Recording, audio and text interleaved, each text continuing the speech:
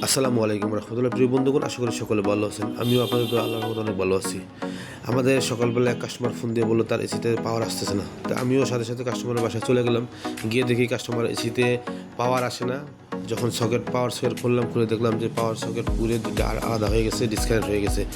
আমি যখন পাওয়ারটা দিলাম দেখলাম যে ইনডোর চলে, আউটডোর চলে, কোনো সমস্যা নাই, পাওয়ারের কোনো সমস্যা নেই, কিন্তু তার সকেটটা পুড়ে গেছে, আলাদা হয়ে গেছে।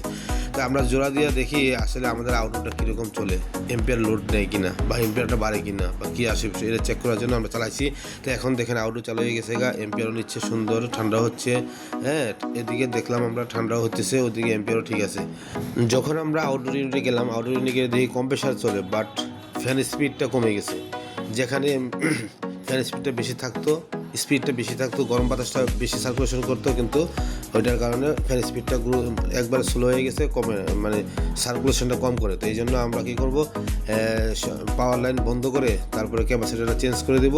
এবং আপনাদের ইলেকট্রিশিয়ান চলে এসেছে, দেখতে পাচ্ছেন আপনারা, সে পাওয়ার সকেটের কাজ করতেছে।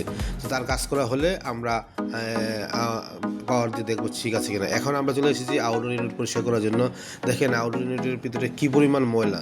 যখন আমরা আউটডোরে পানি মারা শুরু করলাম, দেখেন কী পরিমাণ ময়লা বের হচ্ছে। মানে তারপরেও কিন্তু এম্পিয়ার কম নিচ্ছে। তো এরা আস্তে আস্তে যখন হিট হইতে তখন আস্তে আস্তে বাড়তো। তো আমরা তারপরও সার্ভিসিং করার পরে এই দেখেন 6 ইউএফ একটা ক্যাপাসিটার আমরা সেটা লাগাই দিতেছি। আপনারা দেখতেই পাচ্ছেন, আগে হয়তো বা ছিল 2টা ক্যাপাসিটার একটা জোড়া দেওয়া, যারা আগে কাজ করছে তারা এটা লাগানো ছিল।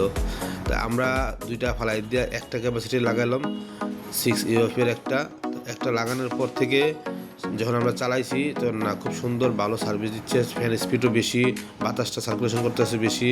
হ্যাঁ, তা খুব সুন্দর একটা সার্ভিস দিচ্ছে। তো যারা আমাদের ভিডিও দেখেন, যারা আমাদের সাথে থাকেন, অবশ্যই লাইক কমেন্ট শেয়ার করবেন এবং ভালো ভালো ভিডিও পেতে আমাদের সাথে থাকবেন, আমাদের পাশে থাকবেন, এবং এরকম ভিডিও যাতে আমরা বেশি বেশি দিতে পারি, এই জন্য সবাই আমাদের পাশে থাকবেন। এই যে এটার এই হলো অবস্থা। এটার ক্যাপাসিটি আরও কয়েকবার পাল্টানো হয়েছে। তো দেখেন এই যে ফ্যান স্পিডটা কত সুন্দর স্পিড আমরা দেখতে পাচ্ছেন, বাতাসের ফ্লোটা অনেক বেশি। তো হ্যাঁ, তারপর দেখি যে আমরা এম্পিয়ারটা ঠিক আছে কিনা।